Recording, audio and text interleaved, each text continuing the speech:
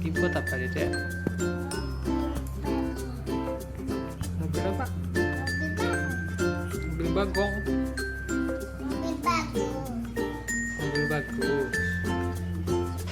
Lihat, Bang.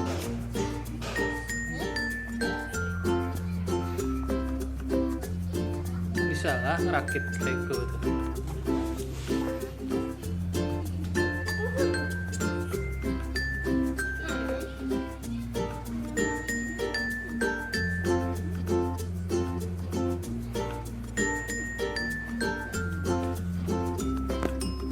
Ini apa nih? Ini apa nih?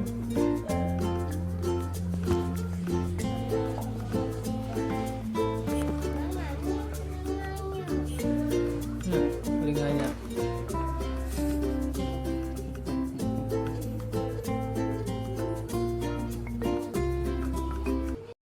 Bab ke-1045. Bab 1045. Satria mendadak tersedak ludahnya sendiri. Ia terbatuk kecil sambil beberapa kali berdehem untuk menetralkan rasa terkejutnya. Wajah tegas yang biasa tampak berwibawa itu kini mendadak merona merah sampai ke telinga. "Kamu nanya apa tadi?" Satria mengusap tengkuknya, salah tingkah. "Kenapa? Pertanyaanku aneh, ya?" Siska mendadak panik, merutuki kelancangan mulutnya sendiri. "Bukan cuma aneh, tapi frontal banget, Dokter Siska." Sebuah suara bariton tiba-tiba menyahut dari arah belakang motor. Siska dan Satria serentak menoleh. Di sana, Boy sudah berdiri dengan kedua tangan dimasukkan ke dalam saku celana, berusaha keras menahan tawa. Siska yang baru menyadari kehadiran sahabatnya itu seketika merasa darahnya berdesir naik ke wajah. Malu setengah mati. "Kamu sejak kapan di situ? Kamu menguping pembicaraan pribadi orang, ya?" Sergah Siska dengan raut kesal yang terlihat menggemaskan. Boy mengangkat kedua tangannya, terkekeh geli. "Enggak, ya. Aku kebetulan lewat mau ke parkiran, terus nggak sengaja dengar pertanyaan ajaib kamu. Salah sendiri nanyain itu di tempat umum. Untung cuma aku yang dengar." Siska mendengus kencang, memalingkan wajahnya yang terasa panas. Boy melangkah mendekat, lalu menyikut lengan Satria sengaja memprovokasi. "Ayo, Kapten, jawab pertanyaannya. Calon istri butuh kepastian, nih." Satria yang masih syok hanya bisa melotot tajam ke arah Boy, memberi isyarat lewat mata agar lelaki itu diam. Melihat Satria yang masih membisu, Boy kembali tertawa. Ia menatap Siska dengan menahan senyum. "Tenang aja, Sis. Aku jamin, selain ibunya sendiri pas bayi, belum ada satu pun perempuan yang pernah pegang harta karunnya." Plak. "Boy, diam! Kamu menyebalkan!" Siska yang sudah menahan malu langsung melayangkan tas jinjingnya, memukul dada lelaki itu dengan gemas. "Aduh, sakit, tahu. Untung Satria yang jadi suamimu sudah tahan banting dan pukulan." Ringis Boy sambil tertawarnya. Ia buru-buru melangkah mundur sebelum tas Siska mendarat untuk kedua kalinya. "Diam enggak!" Pekik Siska membuat tawa Boy kembali menggema. "Sudah, aku mau pulang duluan. Jangan lupa dijawab ya, bangsat."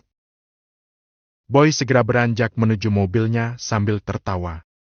Setelah lelaki itu benar-benar pergi, keheningan yang canggung kembali menyelimuti area parkir. Siska meremas tali tasnya kuat-kuat, matanya menatap ujung sepatunya sendiri, tak berani mendongak menatap Satria. "Soal pertanyaan tadi, nggak usah dijawab," cicit Siska dengan suara pelan. "Anggap aja aku nggak pernah nanya hal sebodoh itu." Satria yang sejak tadi memperhatikan gerak-gerik Siska terpaksa menahan senyum. Ia benar-benar tidak menyangka, seorang dokter elegan seperti Siska punya sisi polos, sampai bertanya apa calon suaminya masih perjaka atau tidak. Siska yang merasa suasananya terlalu sepi, akhirnya memberanikan diri melirik raut wajah Satria. Begitu melihat sudut bibir lelaki itu sedikit berkedut, Siska langsung cemberut. kamu juga mau menertawakan aku seperti Boy? Tanya Siska kesal. Enggak, aku enggak ketawa. Jawab Satria secepat kilat. Bohong. Itu mukanya kelihatan mau ketawa.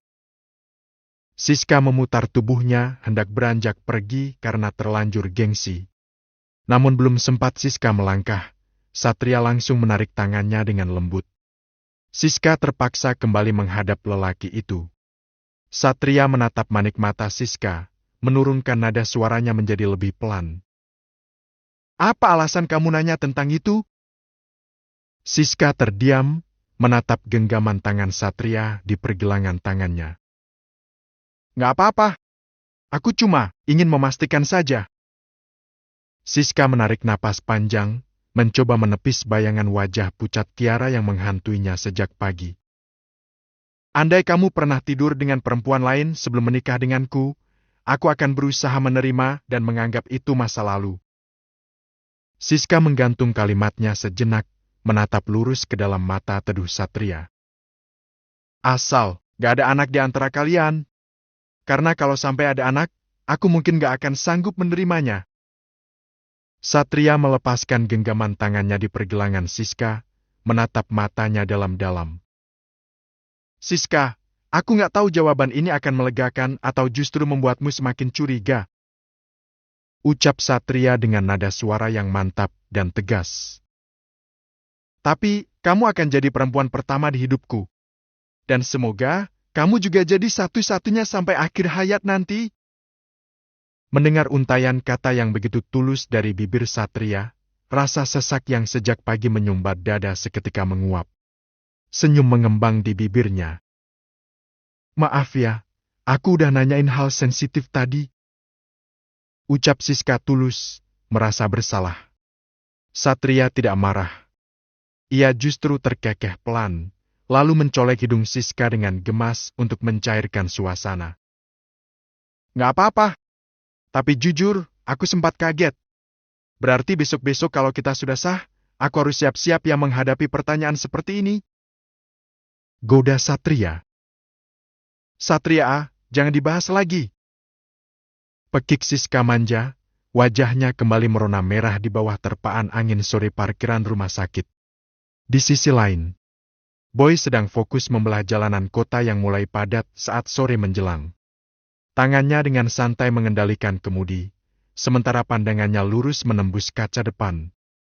Tiba-tiba, keheningan di dalam kabin mobil pecah oleh dering ponsel yang nyaring. Layar gawai yang diletakkan di dashboard itu menyala, menampilkan notifikasi panggilan video masuk. Tanpa melihat nama yang tertera pun, Boy sudah tahu siapa pelakunya. Siapa lagi kalau bukan putri kecilnya? Pasti dari Seshi.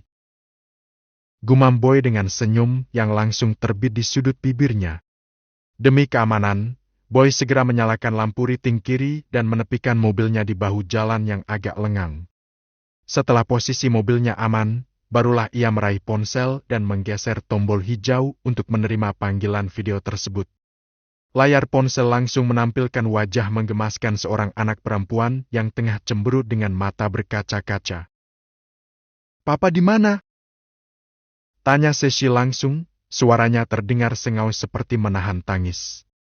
Boy terkekeh pelan melihat ekspresi putrinya yang tampak sangat menderita itu. Papa lagi di jalan pulang, sayang. Ini baru banget keluar dari parkiran rumah sakit. Ada apa, Kok mukanya ditekuk begitu? Mendengar pertanyaan lembut dari sang ayah, pertahanan Seshi runtuh. Ia langsung mengadu dengan nada suara yang sengaja dimirip-miripkan seperti korban penganiayaan. Mama nakal. Pa, Mama marahin Seshi terus dari tadi. Boy tidak langsung terpancing. Ia sudah terlalu hafal dengan tabiat putri kecilnya yang cerdik ini. Sambil bersandar pada jok kemudi, Boy menatap layar ponselnya jenaka. Masa sih? Memang Seshi ngapain lagi di rumah sampai Mama bisa marah begitu? Gak mungkin Mama marah kalau gak ada sebabnya, kan? Seshi terdiam sejenak, memainkan jemarinya di depan kamera dengan wajah tanpa dosa. Sesi cuma mau coba turun tangga kayak yang di film-film itu loh, Pa, yang jalannya pelan-pelan sambil pegangan, terus gaunnya mekar. Boy seketika menepuk jidatnya sendiri, lalu kembali terkekeh geli membayangkan aksi nekat putrinya. Aduh, Sesi, itu namanya bahaya, sayang. Kalau kamu terpeleset terus jatuh gimana?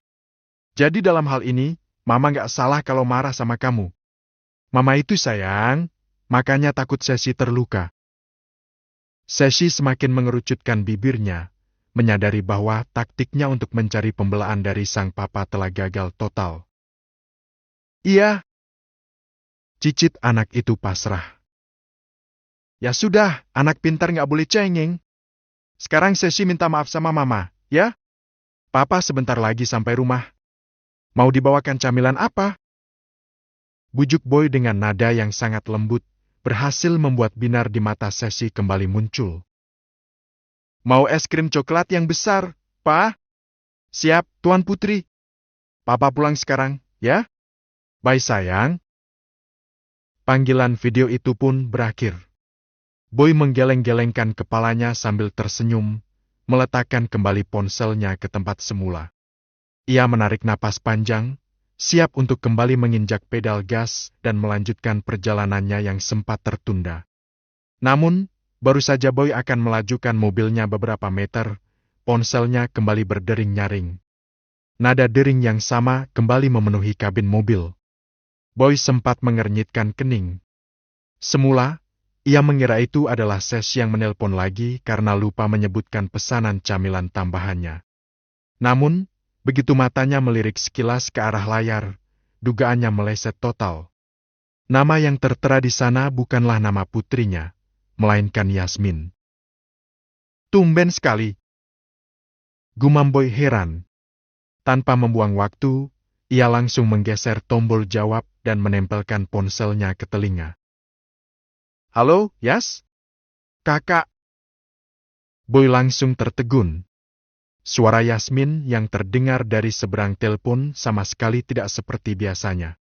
Suara adik iparnya itu terdengar sangat pelan, bergetar, dan syarat akan kesedihan yang mendalam. Firasat Boy mendadak tidak enak. Ia membetulkan posisi duduknya menjadi lebih tegap. Ada apa? Adik ipar? Kok suaramu begitu? Kamu lagi nangis? Hening sejenak di ujung sana, hanya terdengar suara isakan kecil yang tertahan sebelum akhirnya Yasmin mengadu dengan suara yang pecah. Kak Bim mutusin aku.